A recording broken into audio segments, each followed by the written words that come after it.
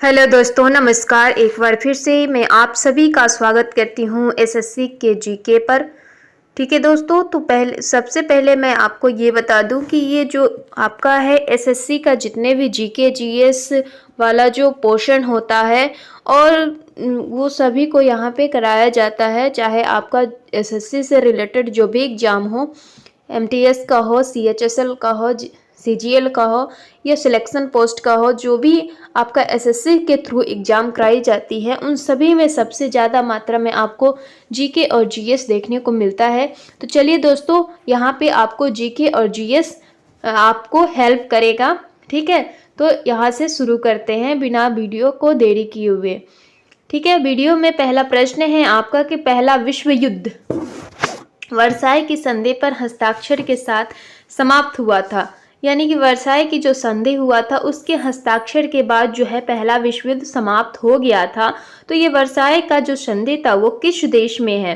तो ये था फ्रांस में। अगला प्रश्न है मनसबदारी प्रथा किसने चलाई थी? तो अकबर ने चलाई थी। अगला प्रश्न है शेरशाह सूरी इतिहास में किस रूप में प्रसिद्ध है? शेरशाह सूरी जो है इतिहास में महान प्रशासक के रूप में प्रसिद्ध है।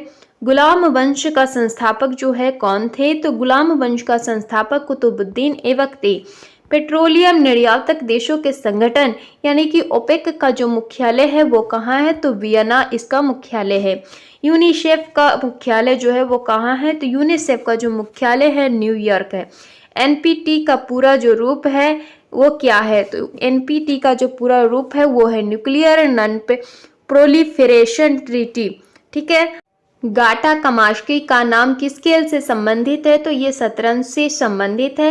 एन इंटीमेंट स्टोरी शीर्षक वाला श्री टी एन शोषण की जीवनी किसने लिखी थी? तो ये लिखी थी गोविंद कुट्टी ने। ठीक है, प्रारंभिक वैदिक काल किसके लिए उल्लेखनीय था? तो प्रारंभिक वैदिक काल जो है वो उल्लेखनीय था कृषि सभ्यता के लिए। अगला प्रश्न है सांची का स्तूप किसने बनवाया था? तो सांची का जो स्तूप है वो मराठा अशोक ने बनाया था। अगला है जैन धर्म मुख्य रूप से अपनी किस विशेषता के कारण लोकप्रिय हुआ था? तो वर्ण व्यवस्था को बुराइयों से छुटकारा दिलाने में, यानी कि वर्ण के लिए जो था वो विशेष रूप से लोकप्रिय हुआ था, क्योंकि उनके व्यवस्था में जो भी बुराइयां थी वर्ण व्यवस्था में उनसे वो छुटकारा दिलाते थे। ये जैन धर्म का मुख्य रूप से एक विशेषता थी।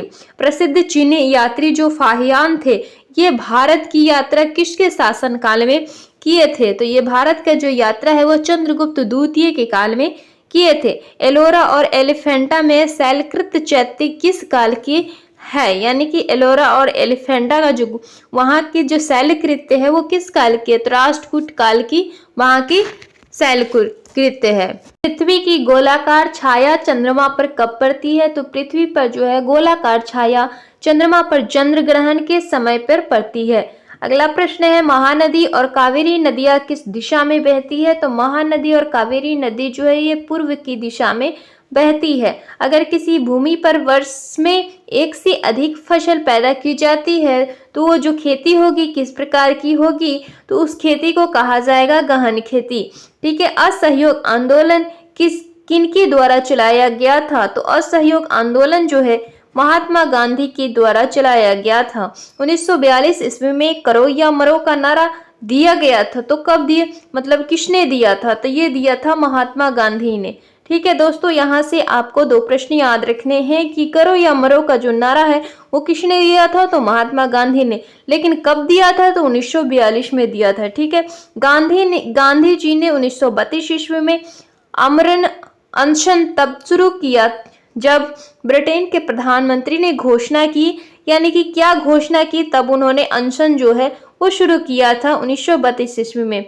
तो वहाँ की ब्रिटेन के जो प्रधानमंत्री हैं उन्होंने शुरू किया कि दलित वर्ग के लिए विधानसभा में स्थान आरक्षित होंगे।